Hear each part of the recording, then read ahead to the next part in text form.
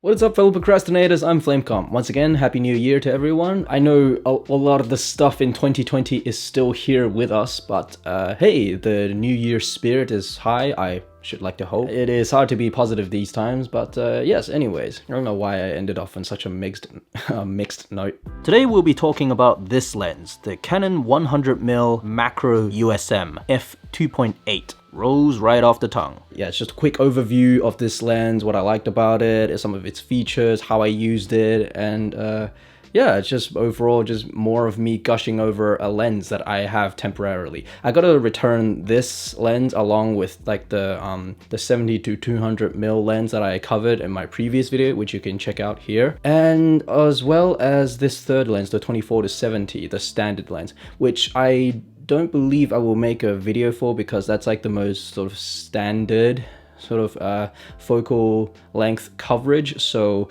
it's the most normal, it's the least extraordinary, if you will. So that's just sort of my mentality going into that third lens. But yes, I got to return all those three lenses to my university tomorrow, so this is my sort of last day with it. And in the limited time that I had with this lens, yeah, I love this lens. It's crisp, sharp, it's very blurry bokeh, and even though the name macro is in this lens, you don't have to use it as a macro only lens. You can use it just for normal far away stuff and just shooting people and subjects and so on, and even then it's tack sharp. I love it. As you can see, it's not the L series lens, so this one is slightly different. It doesn't have the famous red ring that Canon L series are famous for, well, apart from their optics as well. But like the only sort of big difference I see between the non-L series and the L series lens is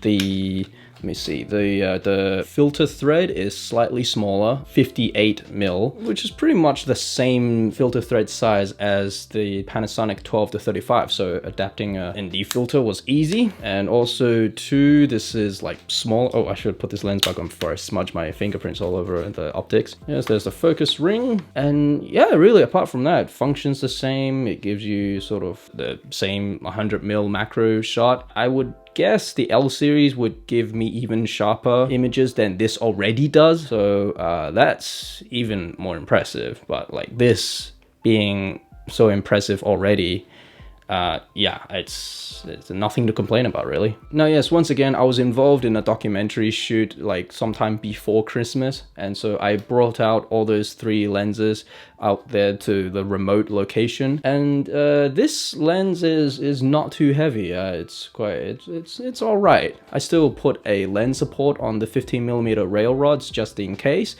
That's also because I was exchanging with other lenses, so, but I don't know, this one won't break your lens mount if you're concerned about that. It has AF switch, once again, the two sort of focusing distance. I reckon it's just for you to sort of nail focus for if like your subject is further away and you don't need all that extra sort of focus for like the close subjects. I'm guessing that's what the deal is with lenses that have these options, like the 70 to 200. Once again, this lens is just tack sharp. I mean, as the title of this video says, it's B-roll king, really. Just looking at the footage, I feel like it's as sharp as, say, taking photos with this, because of like in photo mode you have like a higher megapixel count. That's just how sharp the images look, but in video form. Now, like, it's a bummer that I have to return this. Like, I have an 85mm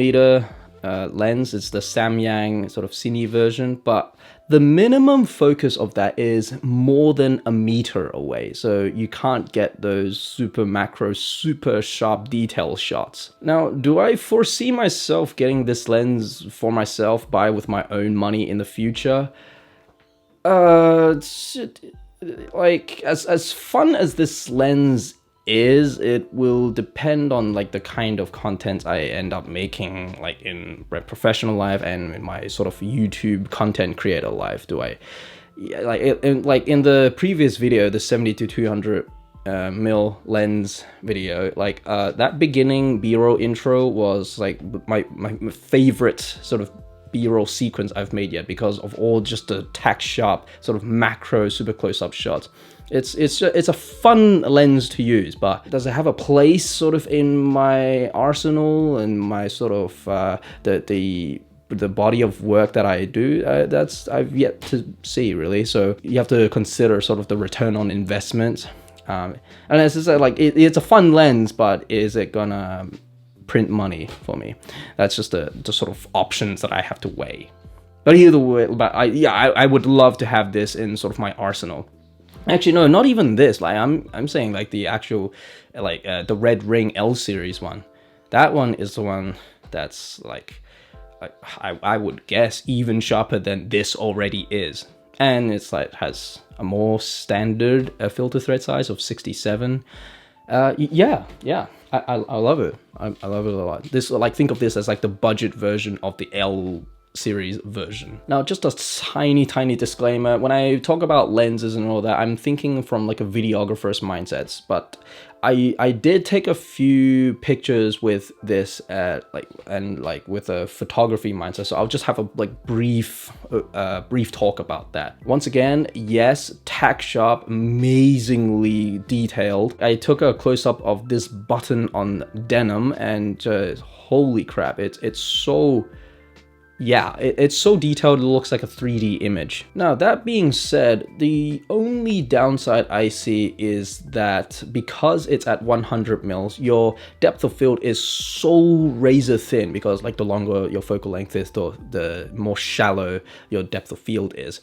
So your subject would have to be sort of perpendicular to the lens like this. So instead of having, say, okay, so I'll just use my hand for example. So my hand is perfectly sort of flat on a 2D plane, but now I just twist it ever so slightly. So like this bit of my hand would be in focus, but like you just go like a few millimeters backwards or forwards towards and away from the lens, then those will be out of focus. So I think you'll see in some of the images that like this bit of the button is in focus, but not the other bit, even though it's like a flat object. So that's the sort of challenge with macro photography and videography. Anyways, I hope you enjoyed this video. Once again, Happy New Year. I hope this year really does get better.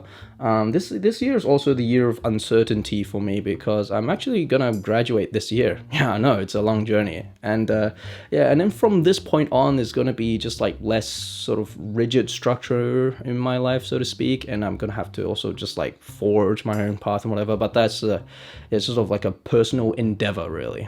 So yeah, see where I am in 6 months. I don't know. I'm sad to see this lens go. Thanks for watching. Keep on procrastinating, so see ya.